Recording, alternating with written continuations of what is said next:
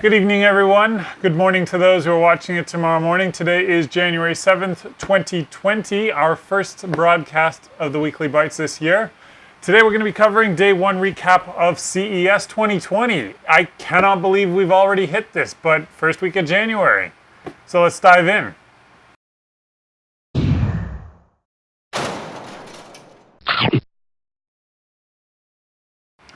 Samsung Neon had his or her mask taken off today. It's an AI chatbot. Jeez, that's disappointing. I mean, that said though, Samsung claims that these very disturbingly realistic chatbots will be able to display emotions, intelligence, and continually learn. So, I mean, way to go, Samsung. It's kind of creepy. In other news, Canon unveiled the brand new top-of-the-line Canon digital SLR for the professional on your list. The 1DX Mark III is the ultimate DSLR camera. Full frame as you're expecting. Sports a 20.1 megapixel sensor. It's dual pixel. It's capable of 102,400 ISO. I thought it was amazing when my camera did 16,000 ISO. Comes with a Digic 8 processor that's dedicated to the AE/AF functionality on the camera.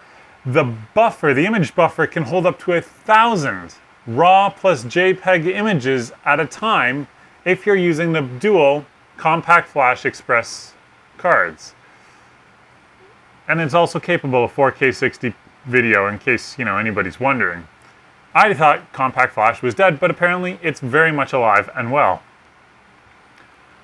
Origin launched the Big O. Not that Big O. This Big O is the Big Origin, I guess. That's what O stands for. Anyways, it's a high-end gaming PC that packs your choice of an Xbox One X or a PS4 Pro also in the chassis. So you don't have to choose between gaming PC and gaming console. One box, two systems, go nuts.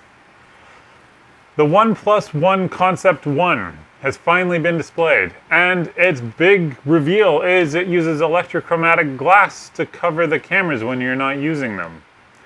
That said, the orange faux leather on the back of the phone makes it look amazing. I don't even know if you need the electrochromatic glass. I think it's a waste of battery power and very gimmicky, but it still looks stunning.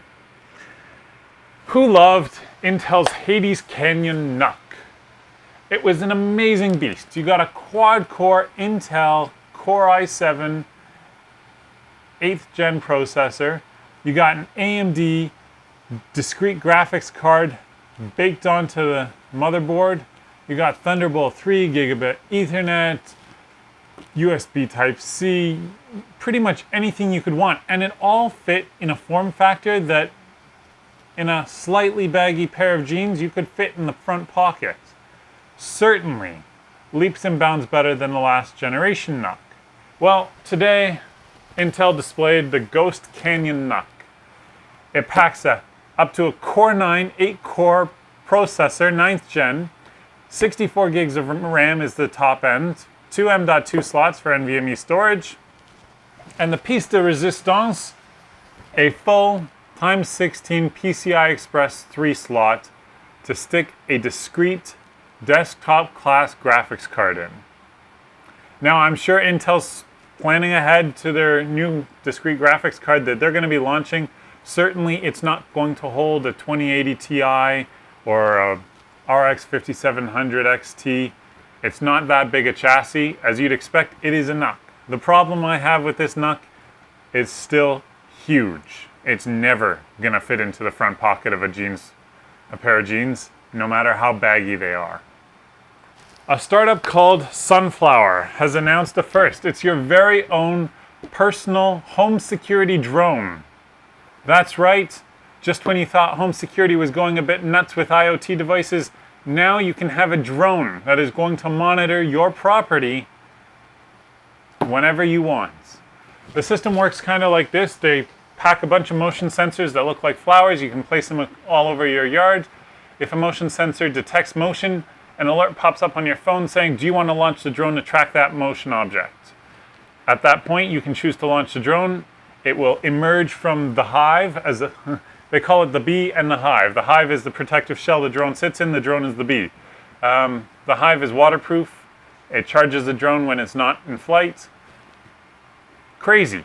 I think it's really cool. I'd love to take a look at it. The only thing I can't get over is the $9,950 US price tag. I don't think many people are going to be buying this. Action camera maker Insta360 launched their brand new camera today. Today, not yesterday, not on the weekend, today. It's called the One R. It's to replace the One X.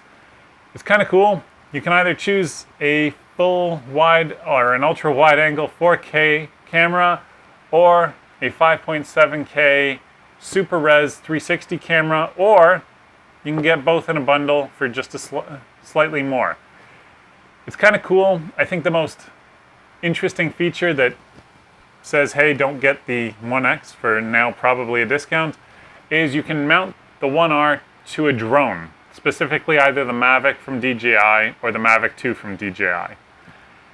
And using the trickery that it does, it erases the drone from the 360 footage, so you can look anywhere and get some amazing 360-degree aerial footage, which to date, I don't know if anybody's been able to do. So I'm really interested. I'm hoping Insta360, if you're watching or hearing or heard about this, we'd love to get our hands on a 1R and take a look at it. Lastly, Google announced a whole bunch of new assistant commands that will be coming later in 2020. Yeah, I know. It's never today, it's never coming this week. It's always later this year.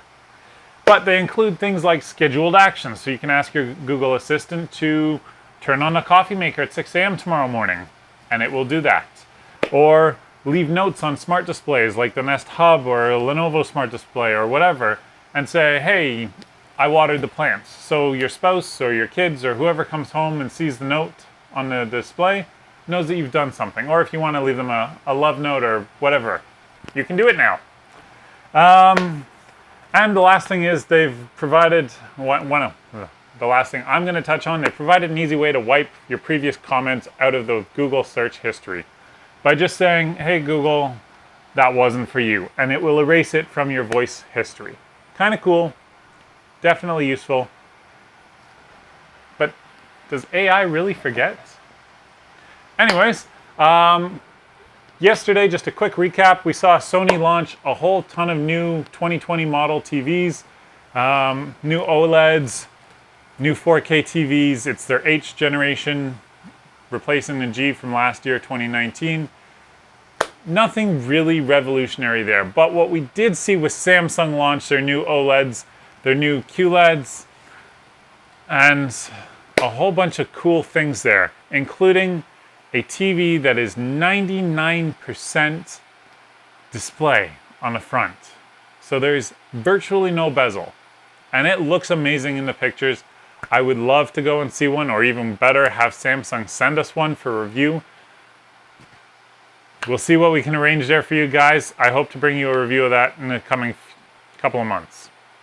Anyways, that's it for tonight, today, tomorrow, whatever it is for you when you're watching this.